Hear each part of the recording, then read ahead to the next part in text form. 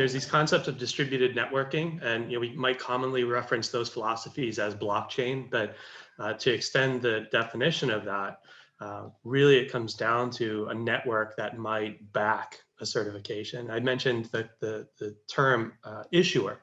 If you have a certification of a vaccination or test or anything else, that credential in its own right only has merit based on the issuer. So where did it come from? So one camp, if you will, is to take a look at the issuers and understand what's happening in networking of trust on that end, because not only does it define or help us define standards around data, standards around the technology, potentially bring and lower the cost of acquisition of those down, but it also can build trust with the consumer base out there, with travelers, with citizens. The other side of it, and the focus, Eric, that I was pinning on you there was the concept of a health declaration, whereby some organizations may simply be requesting proof of a vaccination by showcase of a document, your CDC card here in the US, for example. And they may register that, they may not register at all. They may register it as a checkbox on an Excel sheet somewhere.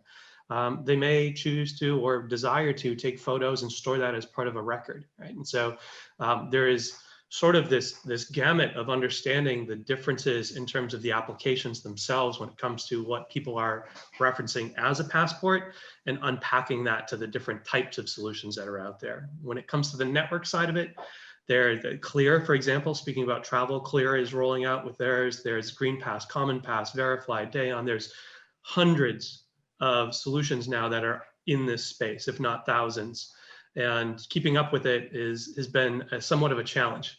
My intent a year ago, because I do also wear a hat as a VP of trust for an organization doing distributed networking of verified credentials, a credential that represents your vaccinations fits perfectly into our space where we're already in healthcare doing work in clinical trials and other areas. And just trying to unpack the partners and who they are currently playing with was such a challenge. And so I think rather than trying to label off a laundry list of providers, I'd say try to recognize the different categories of providers that are out there